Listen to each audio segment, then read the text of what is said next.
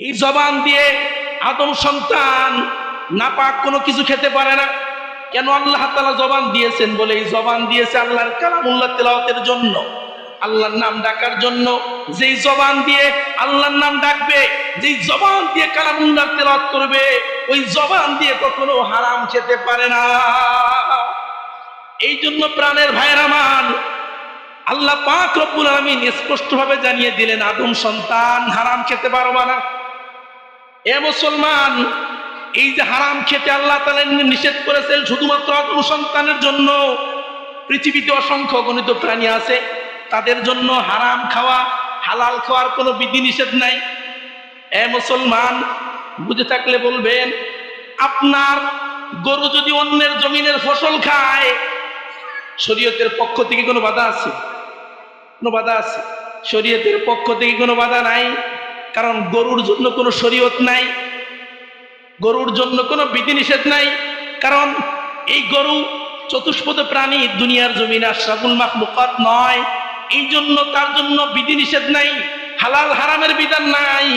কিন্তু মানব জাতি দামি জাতি, আল্লাহর প্রিয় জাতি, এই জন্য আল্লাহ তাআলা আদম সন্তানের জন্য হালাল হারামের বিধিনিষেধ আরোপ করে দিয়েছে।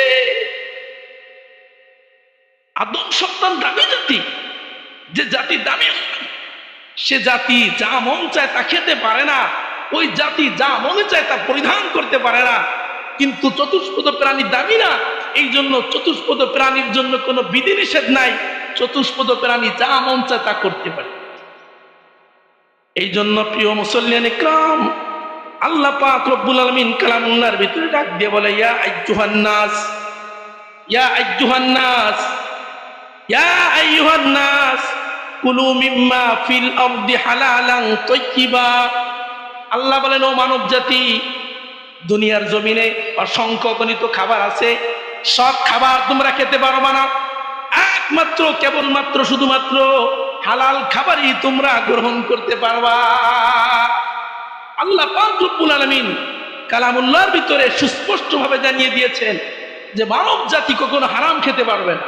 হারাম খাওয়া মানব জাতির জন্য শোভনীয় না।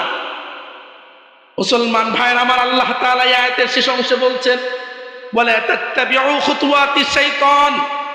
আল্লাহ বলেন, শয়তানের পদাঙ্ক অনুসরণ করো না, শয়তানের অনুসরণ করো না। তার মানে হলো, এই আয়াতের আলোকে বোঝা যায় হালাল খাওয়া আল্লাহর হুকুম, আর হারাম খাওয়া হলো শয়তানের হুকুম। চিল্লায়া বলেন, হালাল খাওয়া কার হুকুম? হারাম খাওয়া কার হুকুম? আমরা কার হুকুম মানব? এই জন্য আল্লাহ বলেন তোমরা হালাল খাও, শয়তান বলে তোমরা হারাম খাও। আল্লাহ বলেন শয়তানের কথা মানা যাবে না, আমার কথা মানো, তোমরা হালাল খাও। এই জন্য মুসলমান ভাইরা আমার, আমরা যারা হারাম খাচ্ছি, আমাদের হারাম থেকে বেঁচে থাকতে হবে। হারাম এটা জঘন্য অপরাধ, হারাম খাওয়া জঘন্য অপরাধ। হালাল খাওয়া এটা আল্লাহর নিয়ামত। হালাল খাওয়া কার নিয়ামত? চিল্লায়া বলেন। হালাল সবাই খেতে পারে না। দুনিয়ার জমিনে যত মানুষ আছে সব মানুষ কিন্তু খায় বাজান, খায় না এমন কোনো মানুষ নাই। প্রত্যেকটা মানুষ কিন্তু আহার করে। তবে আমার আল্লাহ জানাই দেয়, হালাল খাওয়া এটা হচ্ছে আল্লাহর পক্ষ থেকে বড় নিয়ামত। হালাল সবাই খেতে পারে না, এই জন্য আল্লাহ বলেন, ফাকুলু মিম্মা রাযাকাকুমুল্লাহ হালালান তাইয়্যিবা। আল্লাহ তাআলা বলেন, ও মানব জাতি, দুনিয়ার জমিনে যত পুত পবিত্র খাবার আছে, যত স্বাস্থ্যসম্মত খাবার আছে, ওই খাবারগুলো তোমরা গ্রহণ করো। ওয়াশকুরু নি'মাতাল্লাহ ইন কুনতুম ইয়াহু তা'বুদুন। আল্লাহ বলেন, বান্দারে, যদি তোমরা আমার খাঁটি গোলাম হও, যদি তোমরা আমার প্রিয় বান্দা হও, তাহলে তোমরা হালাল খাও। হালাল খাওয়ার পাশাপাশি আমি রব্বুল আলামিনের নিয়ামতের শুকরিয়া আদায় করো। সুবহানাল্লাহ। তাহলে হালাল খাওয়া এটা নিয়ামত। হালাল খাওয়া কি? চিল্লায় বলেন, হালাল খাওয়া নিয়ামত। এই যে চাচারা চলে যাচ্ছে, আমি আমার বয়ানের মাঝে যদি কি উঠে যান, তাহলে আমি বুঝবো এই বয়ান আপনার বিপক্ষে চলে যাচ্ছে বাজার, আপনার বিপক্ষে চলে যাচ্ছে, এটা মনে করবো। এই জন্য খবরদার কেউ বসবেন না বাজার। কথা কোরআন হাদিস থেকে হবে, বানিয়ে কথা বলবো না। হয়তো ভালো নাও লাগতে পারে, একটু তিতা লাগতে পারে, যেহেতু কোরআন হাদিসের কথা সব মিষ্টি কথা দিয়ে ভরপুর না। কোরআনুল হাকিমের ভিতরে সব মিষ্টি কথা দিয়ে আল্লাহ ভরে রাখেন নাই, টক মিষ্টি ঝাল সবই কোরআনের ভিতরে আছে। ভাইরা আমার, বন্ধু আমার, বলতেছিলাম হালাল খাওয়া এটা কি নিয়ামত। হালাল সবাই খেতে পারে না, হালাল খাওয়ার তৌফিক আল্লাহ সকলকে দেয় না।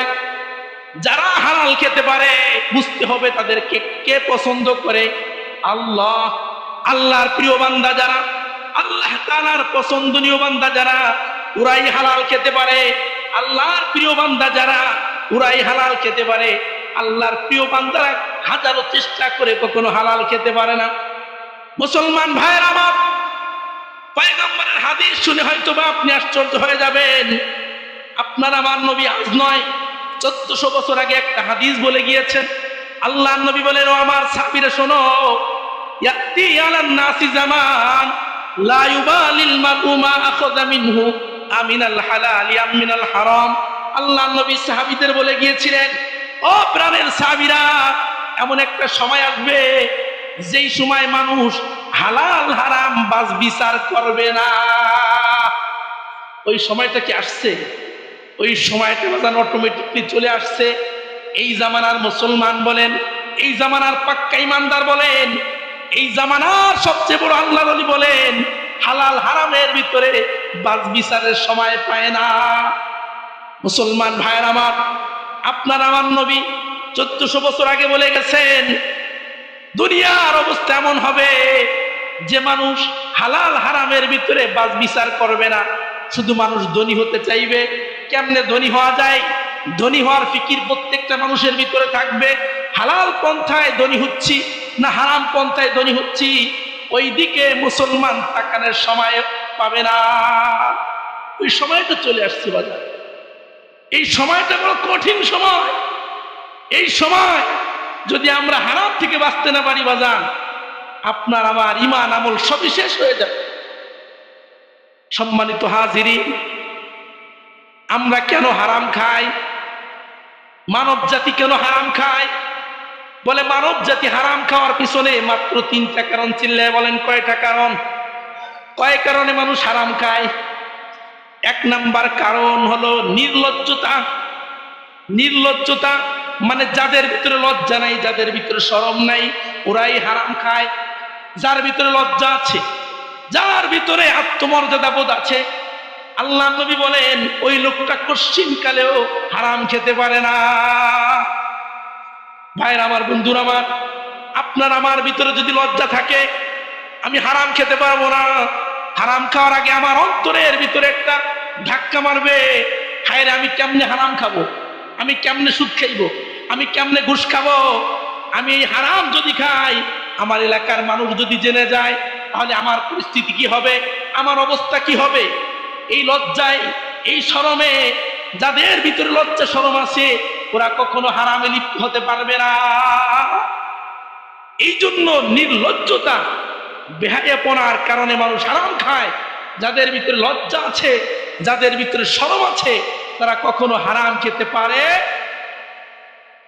সম্মানিত হাজিরিন, আপনার আমার নবী সাহাবীদের জানাচ্ছিলেন, সাহাবীদের বয়ান করতেছিলেন, ও প্রাণের সাহাবীরা, ইস্তাহিউ মিনাল্লাহি হাক্কাল হায়া।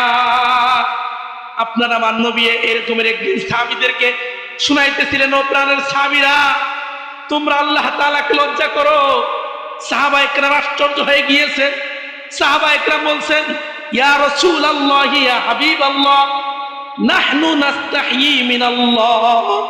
ওগো আল্লাহর হাবিব, আমরা তো আল্লাহ তাআলাকে পরিপূর্ণভাবে লজ্জা করি, আপনি আবার কোন লজ্জার কথা বলছেন?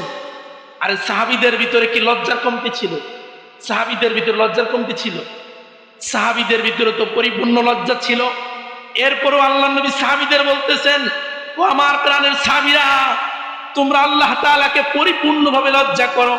সাহাবা একরাম আশ্চর্য হয়ে গেলেন, ইয়া রাসূলুল্লাহ, ইয়া হাবিবাল্লাহ, কেমনে আমরা আল্লাহ তাআলাকে লজ্জা করব?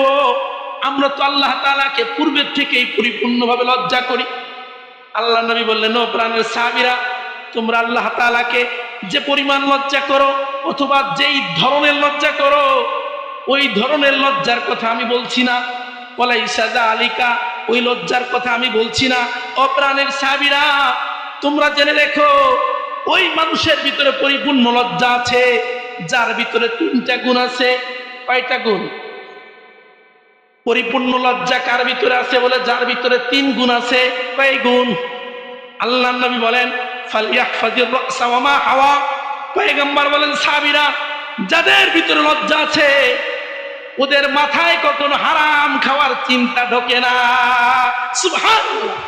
যাদের ভিতরে লজ্জা শরম আছে ওরা কখনো মাথা দিয়ে, মস্তিষ্ক দিয়ে হারাম খাওয়ার চিন্তা কখনো করতে পারে না। 2 নাম্বার আল্লাহর নবী বলেন ওয়ালইয়াহফাজিল বাতনা ওয়া মা হাওয়া। যাদের ভিতরে পরিপূর্ণ লজ্জা আছে ওরা কখনো পেটের ভিতরে হারাম ঢুকাইতে পারে না। যারা পেটের ভিতরে হারাম ঢুকায় না, বুঝতে হবে ওদের ভিতরে পরিপূর্ণ লজ্জা আছে। 3 নম্বরে আল্লাহর নবী বলেন ওয়ালিয়াযকুরুল মাউত ওয়াল বিলা। যারা বেশি বেশি মৃত্যুর কথা স্মরণ করে ওদের ভিতরে লজ্জা আছে। এই 3 গুণ। 1 নাম্বার, যারা মাথা দিয়ে হারাম খাওয়ার চিন্তা করে না, পেটের ভিতরে হারাম ঢুকায় না, মৃত্যুর কথা বেশি বেশি স্মরণ করে। আল্লাহর নবী বলেন এই 3টি গুণ যাদের ভিতরে আছে তাদের ভিতরে পরিপূর্ণ লজ্জা আছে। এরাই আল্লাহ তাআলাকে পরিপূর্ণ লজ্জা করে। এই ছাড়া পৃথিবীতে যত মানুষ আছে তারা আল্লাহ তাআলাকে পরিপূর্ণভাবে লজ্জা করে, পরিপূর্ণভাবে লজ্জা করে না। শুধু জবান দিয়ে বললে হবে? শুধু জবান দিয়ে যদি বলি আমি আল্লাহ তাআলাকে লজ্জা করি, তাহলে জবানের কথা সবসময় গ্রহণযোগ্য হয়? ওই গহরডাঙ্গা মাদ্রাসা ঢাকা হুজুর বলতেন, বাজান চিরা দিয়ে কখনো কখনো কি যেন একটা কথা বলেন ঢাকা হুজুর, চিরা ভিজাইতে পানি লাগে, কথা দিয়ে কিন্তু কখনো চিরা ভিজে না। আপনি যত মিষ্টি মধুর কথা বলেন, এই কথা দিয়ে কিন্তু চিরা ভিজবে না মুসলমান। চিরা ভিজাইতে কি লাগে? এই জন্য শুধু জবান দিয়ে যদি বলেন আমার ভিতরে লজ্জা আছে, এই কথা বললেই সবাই বিশ্বাস করবে না। আল্লাহর নবী বলেন যার ভিতরে 3টা গুণ আছে বুঝতে হবে তার ভিতরে লজ্জা আছে। আর যার ভিতরে লজ্জা আছে ওই ব্যক্তি কশিনকালেও হারাম খেতে পারে না। এই জন্য হারাম থেকে বাঁচার 1 নাম্বার পদ্ধতি হলো নিজের ভিতরে লজ্জা ঢুকাইতে হবে। ভাইরা আমার, বন্ধুরা আমার, বুখারী শরীফের হাদিস, আলা রাসূলুল্লাহি সাল্লাল্লাহু আলাইহি ওয়াসাল্লাম আল হায়াউ শু'বাতুম মিনাল ঈমান। আল্লাহর নবী বলেন লজ্জা শরম এটা হচ্ছে ঈমানের অঙ্গ। লজ্জা শরম কার অঙ্গ? চিল্লায় বলেন। ঈমানের অঙ্গ। লজ্জার সাথে ঈমানের সম্পর্ক আছে। লজ্জার সাথে ঈমানের সম্পর্ক আছে। কারণ যার ভিতরে লজ্জা আছে, শরম আছে, তার ঈমানও আছে। যার ভিতরে লজ্জা নাই, যার ভিতরে শরম নাই, বুঝতে হবে ওর ঈমানও নাই। লজ্জার সাথে ঈমানের কি আছে? ভাইরা আমার, বন্ধুরা আমার, বুঝাইতেছিলাম মানব জাতি 3 কারণে হারাম খায়। 1 নাম্বার নির্লজ্জতার কারণে হারাম খায়। 2 নাম্বার দ্রুত গতিতে ধনী হওয়ার চিন্তা যাদের মাথায় ঢোকে ওরাই হারামে লিপ্ত হয়। এই জন্য আল্লাহ নবী বলেন সাহাবীরা দ্রুত গতিতে ধনী হওয়ার চিন্তা মাথা থেকে দূর করো। ধনী যদি বানান, কে বানাবেন? আল্লাহ। গরিব বানান কে? ধনী বানান কে? সব ফয়সালা কার পক্ষ থেকে? মুসলমান ভাইয়ের আমার, হারাম পন্থায় টাকা উপার্জন করলেই ধনী হওয়া যায় না। হালাল হারাম বাছ বিচার না করে শুধু হারাম খাইলে কোটি টাকার মালিক হওয়া যায় না। কারণ কোটি টাকার মালিক যিনি বানাবেন তিনি কে? আল্লাহ পাক রব্বুল আলামিন। আপনাকে আমাকে সৃষ্টি করার বহু পূর্বে রব্বে কারীম ফয়সালা করে দিয়েছেন কার ভাগ্যে কতটুকু রিজিক যাবে, কে কতদিন বাঁচবে, কে দুনিয়ার জমিনে কি পরিমাণ পোশাক পরিধান করবে, কে কি পরিমাণ রিজিক ভক্ষণ করবে। এই সব ফয়সালা যিনি করেছেন তিনি কে? আল্লাহ।